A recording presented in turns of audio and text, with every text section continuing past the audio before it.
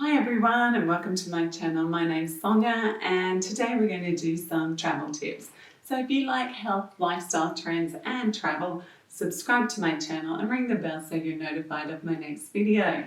Today we're looking at suitcases and all things travel.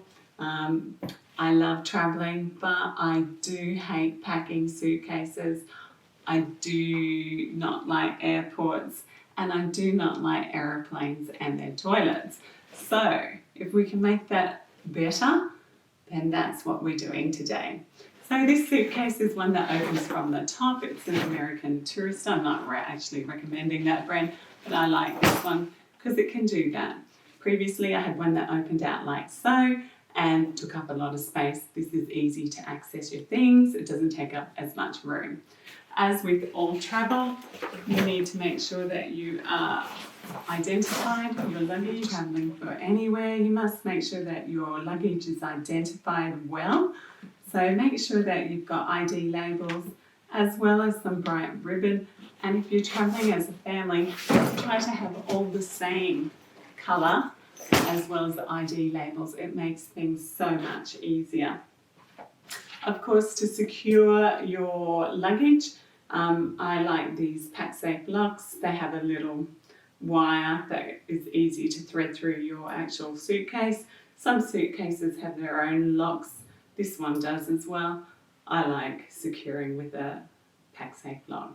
They're my favourite. I travel with them extensively. PackSafe are just a great group. I'm not sponsored by them anyway. I've just used a lot of their products. So a great lock as well. Okay, so what else do we need? Things like packing cells. This makes packing your clothes easier. T-shirts, underwear in one, bras in another, whatever. I find these ones from Kathmandu very good because they tend to have a deeper sides on them and your clothes tend to stay in better. I have used cheaper versions that I've purchased online and they're good but not as good as the ones that I've purchased from Kathmandu. So I found that I recently used a combination of both Kathmandu and this one's from Bagel, Amazon. These ones are a little bit narrow on the sides and my clothes tended to fall out of my suitcase. So up to you, cheaper, and you get a whole range of them, like about 5 things, or a little bit more expensive and a little bit more of investment. If you're going away, ask for them as a gift. It's always a good thing. If you're traveling, it's not like you're going to not use them again. So another good thing is to carry a little bag that can be folded up. This one comes in a little all folded up and you can just use it like so. Pulls out and you put some water, snacks, just a good little souvenirs. Good to pop things in that are handy. Okay, so what else do we need when we're traveling? Well, we need comfy clothes. Whoops. Comfy clothes. So comfy clothes, something that's loose around the crotch, I find is a good thing, especially if you're sitting down for hours on end, okay, particularly women. And having a top that comes up to your neck so that it keeps you warm if the air vents are on and blowing your way. So it's much easier to keep warm that way. And of course, I always take a scarf because it can keep you warm around the neck. It can also disguise unpleasant smells. I take some doTERRA essential oils and I use them to help me survive my trip.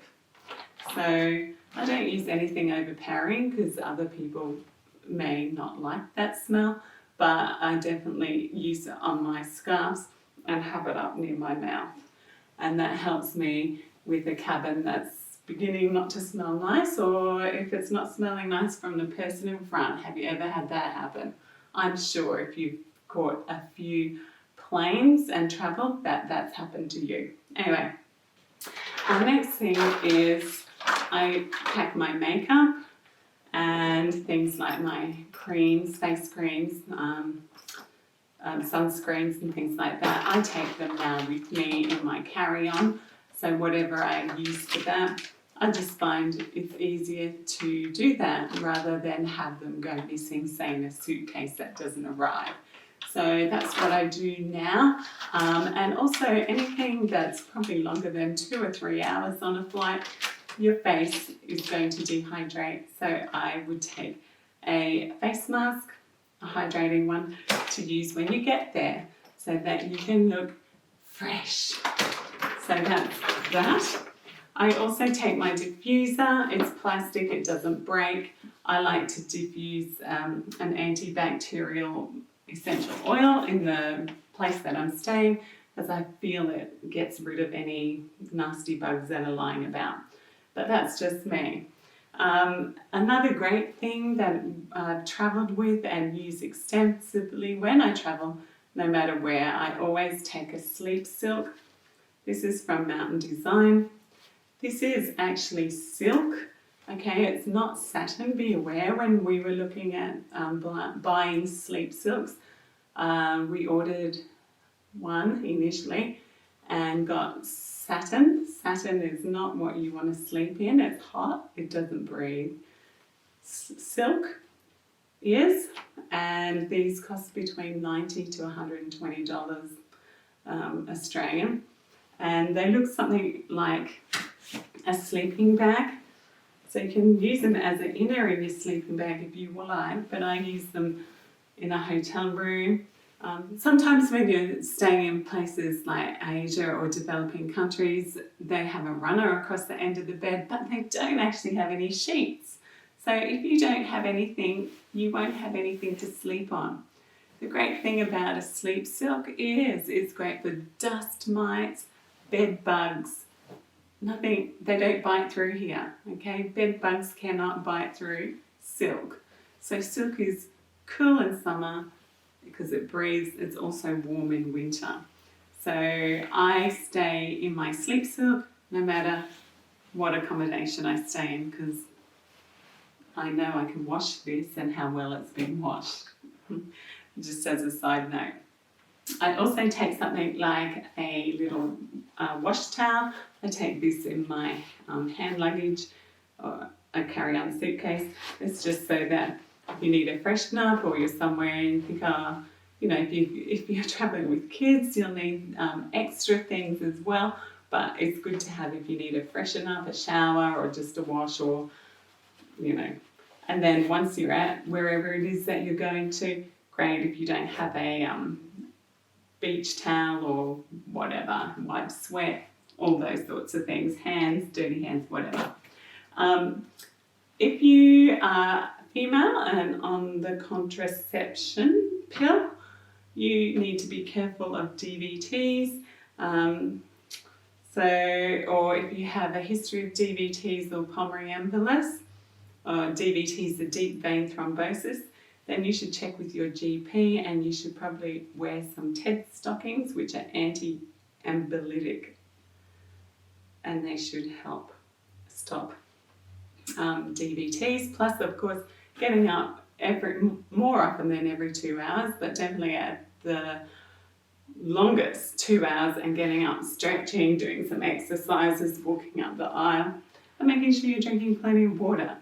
Another thing I like to take is a pair of socks. If I haven't got socks on, I take a pair of socks in my handbag because my feet generally get cold.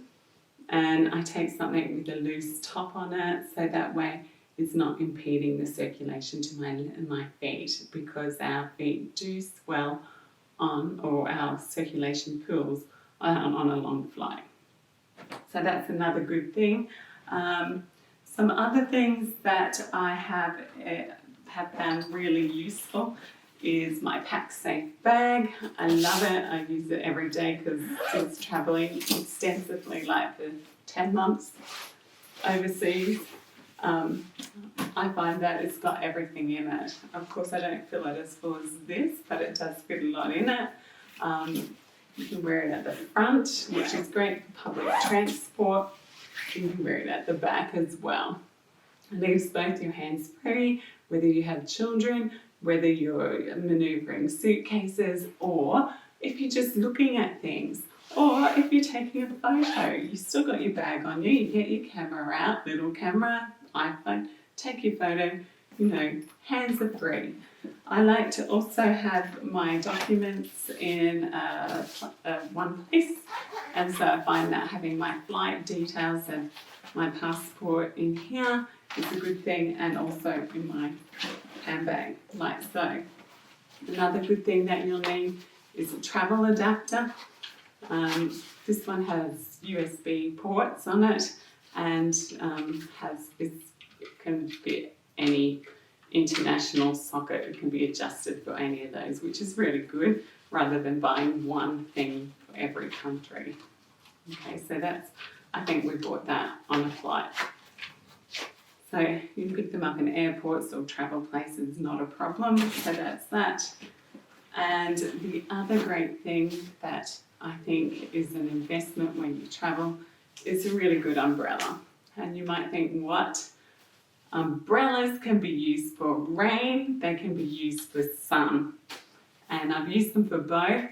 This one has a UV of 50 plus a UV rating, and it's great because you press the button and it's done. So you can be protected from sun, which is much better than a hat. You got more sun coverage over your shoulders and everything, so much better than a hat. And then of course if it rains, you've got rain protection as well. And it just folds up and it's nice and easy. Fits in your bag, easy. So that is the end of, oh no, not quite. Of course, I like to keep a spare pair of undies in a snap lock bag in my handbag. If you've got stopovers, if it's a long flight, it's nice to change your underwear. Just a little thing makes a huge difference. So keep it in a snap lock, keep it in your handbag, and it's all good. So I hope these things have been helpful for you. Let me know what you think. And if you'd like to see one on how to keep healthy on my holiday, or you're going maybe to a developing country, what should you do? What should you take with you? Okay, thanks. See you next time. Bye.